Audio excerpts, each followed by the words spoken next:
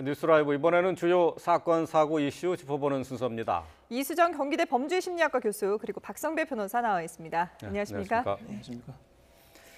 자, 먼저 살펴볼 주제는 어제 재판이 있었죠. 많은 이들을 경악케 한 고유정에 대한 결심 공판이 어제 열렸는데요.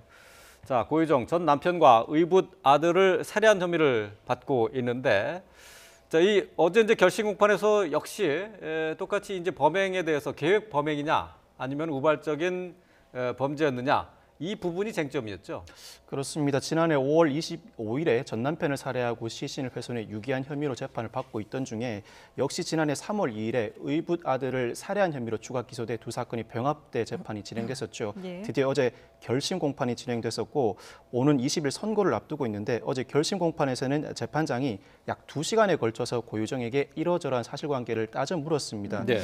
사실 전 남편 살해 사건에 대해서는 계획적 범행이라는 판단을 이미 한 것으로 보이는데 심리가 의붓 아들 살해 사건에 집중된 것 같습니다. 그런데 제 지금까지 재판 경험상 재판부가 2시간 동안 고유정에게 일방적인 질문을 했다는 것 자체는 의붓 아들 살해 사건에 대해서도 유죄의 심증을 가지고 있는 것 같습니다. 네. 오히려 검찰의 의문을 가질 때는 검찰에게 이런저런 주문을 많이 하게 됩니다. 네. 증거가 부족하니 어떠어떠한 점을 확인해보라. 공소장 변경을 촉구하기도 하는데 피고인은 사실 형사재판 과정에서 직접 진술할 일이 거의 없습니다.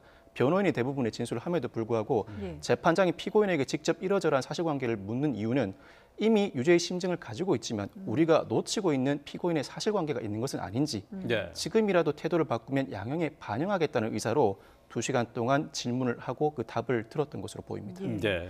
말씀하신 것처럼 이제 재판장이 직접 이렇게 2시간 동안 질문을 했는데 그 질문이 뭐 이제 수면제를 어떻게 구하게 됐느냐 뭐 이런저런 얘기들을 물어봤는데 고유정이 뭐 본인은 범행이 우발적으로 이루어졌다라고 얘기는 하지만 그래도 자세하게 답변을 못한 부분이 많았다고 해요. 네, 뭐 자세하게 지금 답변을 못했고 지금 전 남편 살인과 연관해서는 우발적이었다, 성폭행 피해를 피하기 위해서 본인이 우발적으로 뭐 수박을 썰다가 흉기를 휘둘렀다 이렇게 이제 이야기를 했었으나 네. 문제는 의붓 아들에 대한 이제 뭐 살해한 혐의에 대한 이제 그 해명을 제대로 못하고 지금 이제 당시에 뭐 재판부는 현 남편과 싸우던 도중에 뭐 잠버릇에 대해서 왜 언급을 했느냐 이렇게 물었는데 그 네. 부분에 대해서도 횡설수설하면서 답을 못했다고 합니다. 네. 그런데 이제 검찰 측에서 제출을 했던 증거들을 보면 그런 것들이 이제 상당히 개연성 있게 문자 기록을 전부 다 지금 이제 복구를 해가지고 네. 지금 이제 현 남편과 아이가 사망하기 한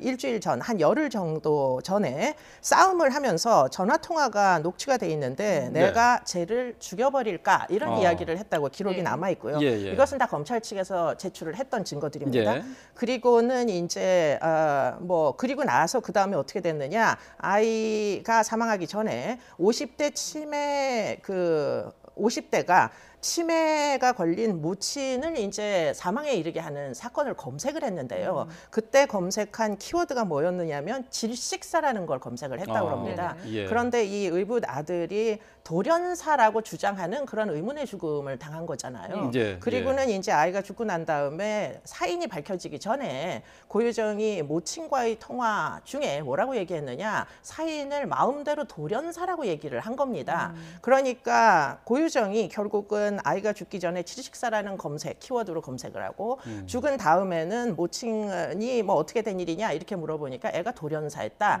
이런 식으로 사인이 밝혀지기 전에 이런 종류의 이제 단정적인 진술을 한 이유가 대체 뭐냐. 그러면서 지금 아이가 3월 달에 사망을 했는데 그 전에 2회에 걸쳐 가지고 남편의 잠버릇에 대해서 이제 문제 제기를 하는 문자를 보낸 기록이 남아 있는 거예요. 예. 그런데 그 부분에 대해서도 왜 그렇게 보냈는지 남편의 잠버릇에 대해서 진술을 해보라 그랬는데도 횡설수설하면서 대답을 못했다고 합니다. 네. 그렇군요. 예.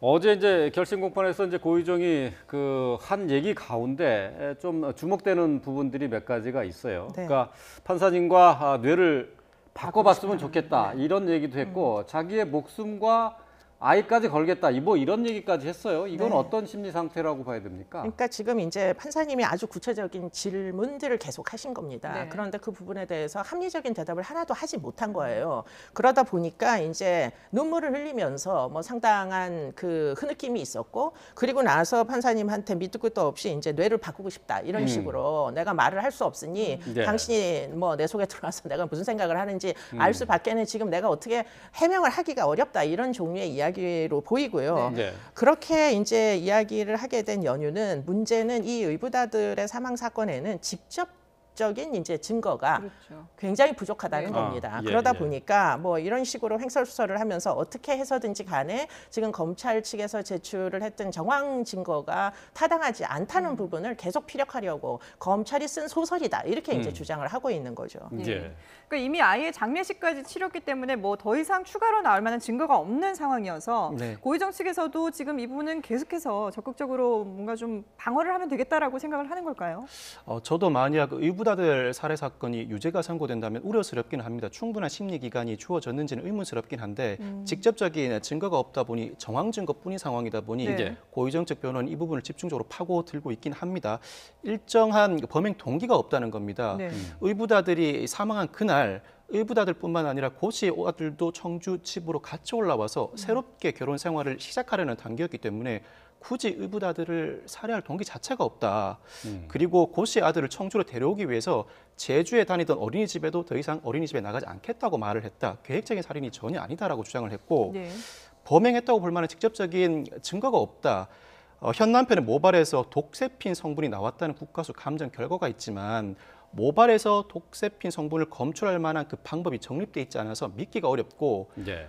실제로 투약을 한 시기 자체도 특정하기 어려워서 현 남편이 스스로 투약을 했을 수도 있다는 주장을 하고 있습니다. 예. 즉 가장 중요한 정황 증거라고 할 수 있는 수면 유도제 투약 사실에 대해서 이처럼 반박을 하면서 직접적인 증거가 전혀 없다는 점을 부각하고 있는 것이죠. 예.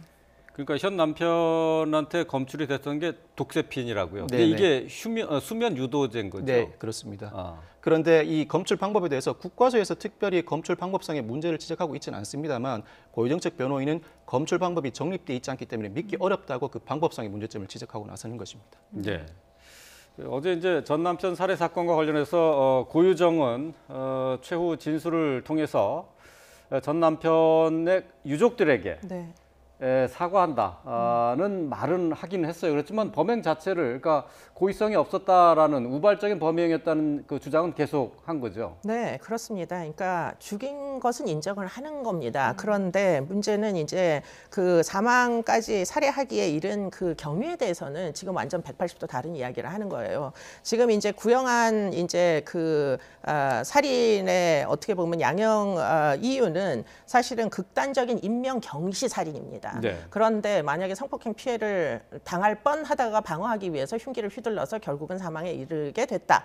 그러면은 이거는 참작 동기 살인이기 때문에 사실은 형량에 있어서는 거의 천지 차이가 나는 거죠. 예. 그 부분을 지금 파고들어서 끝까지 우발적으로 이제 죽게 만든 거지 내가 계획적으로 이런 일을 벌인 것은 아니다. 이렇게 마지막까지도 지금 이제 주장을 하는 거고요. 네. 그러면서도 피해자에게 죄송하다고 이야기를 하는 것은 뭐 결국 사망에 이르게 한 그 부분에 대해서만 지금 죄송하다고 이야기를 하는 것으로 보입니다. 네. 그 지금 그리고 고유정의 입장은 이제 남편한테 성폭행을 당할 뻔했다라고 주장을 하고 있기 때문에 네. 뭔가 좀 자기가 그때 차라리 그냥 자포자기 심정으로 남편이 네. 원하는 대로 해줬더라면 이런 상황은 벌어지지 않았을 것이다. 네, 네. 이런 표현까지 했어요. 네, 뭐 자기가 몸을 그냥 줘버렸으면은 네네. 이렇게까지 되지 않았을 텐데 이런 종류의 이제 진술을 뭐 하면서 네. 뭐 눈물을 흘리고 이런 종류의 이제 일종의 제스처를 한 것으로 보입니다. 음. 그런데 지금 이 범행은 사실은 지금 돌이킬 수 없을 정도로 분명한 여러 가지 증거들이 있습니다. 있죠. CCTV에 모든 장면들이 다 남아있기 때문에 네. 비록 시신은 발견하지 못했지만 지금 뭐 디지털 포렌식이나 CCTV 이런 이제 여러 가지 첨단 기술들을 동원해서 증거들이 충분히 확보돼 있기 때문에 이 부분을 뭐 거스르기는 굉장히 어려울 것으로 보입니다. 네. 이 전 남편 사례와 관련해서 이제 고유정 측의 변호인이 한 얘기 가운데 하나는 이제 네. 졸피뎀 성분과 관련해서 네네. 변호인 측에서 내가 먹어봐서 안다. 근데 이게 범행에 사용될 만한 것이 아니다. 이렇게 주장을 했다고 하는데 이건 어떤 얘기입니까? 상당히 특이한 주장인데 직접 재판을 진행하는 과정에서 졸피뎀 성분을 칼에 넣어서 먹어봤다. 네. 먹어봤더니 졸피뎀 성분을 넣게 되면 칼의 맛 자체가 달라진다라고 주장을 하고 있습니다. 그래서 먹었다는 사실 자체가 충분히 입증되지 않는다는 취지로 주장을 하는 것 같은데 맛이 달라졌는지가 문제가 되는 게 아니라 모발 성분에서 졸피뎀 성분 자체가 검출됐다는 사실 자체는 부인할 수가 없는 사실이지 않습니까? 네. 거기다 흉기를 사전에 준비한 데다가 범행 이후에 굳이 사체를 손괴하고 유기한 정황에 덧붙여 보면 계획적 살인이라는 점에 대해서는 부인하기 어려워 보이고 어제 재판부도 의붓아들 살해 사건에 대해서는 2시간 동안 추궁을 하면서도 전 남편 살해 사건에 대해서는 이런 방구를 하지 않았던 걸 보면 전 남편 살해 사건에 대해서는 계획적 살인이라는 사실상 확신에 가까운 심정을 형성하고 있는 것으로 보입니다. 이미 그래요. 재판부가 결론을 내린 상태라고 그렇죠. 봐야 되는 거군요. 예. 예. 네.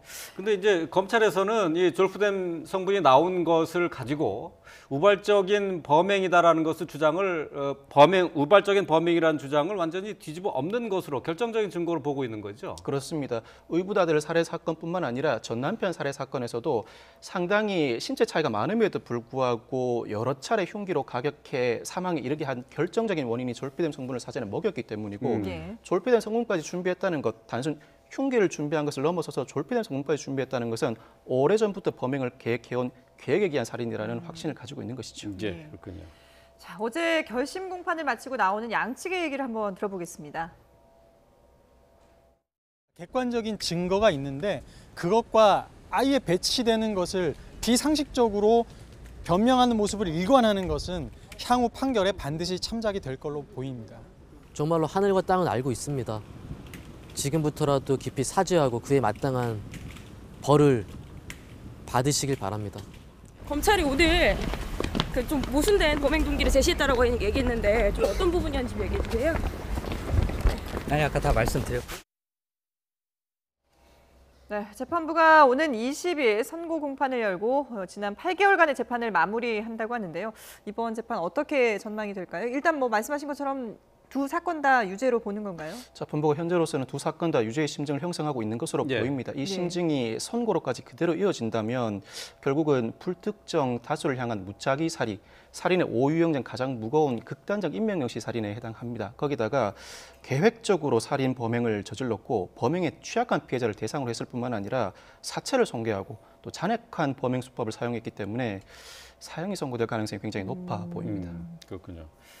자, 이 고유정의 사건은 시차를 두고 발생을 했는데요. 전 남편 살해 사건은 5월 25일에 있었고, 네. 그다음에 의붓 아들은 그에 앞서서 3월 2일에 있었단 말이죠. 네. 경찰이 초동 대응만 잘했으면은 두 사건 모두 크게 무리 없이 그리고 또 전 남편 살해 사건 같은 경우는 막을 수 있지 않았느냐 하는 뭐 그런 비판도 있어요. 네, 뭐 유족 측이 주장하는 바가 바로 그겁니다. 3월 달에 발생했던 그 사건을 제대로 수사만 했었어도 5월 달에 연달아서 이런 사건이 발생하지 않았겠느냐.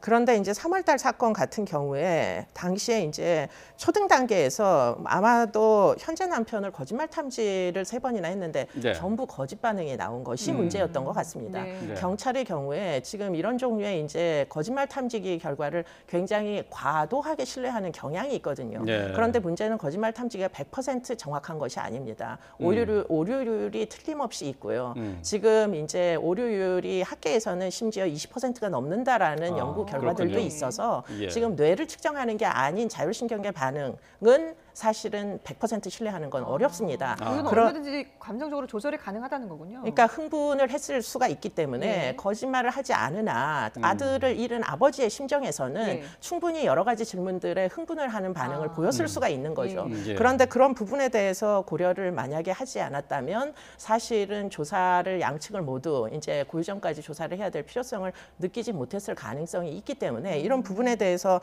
좀 아쉬움이 남는다. 그래도 고유정을 조금 더 면담을 1회 이상 좀 더 조사를 했었으면은 무엇인가 혐의점을 발견하지 않았을까 이런 예. 이제 아쉬움이 남는 것이죠. 예, 네. 그렇습니다. 자, 재판부 앞서서 말씀드린 대로 오는 20일에 선고 공판이 열릴 예정입니다.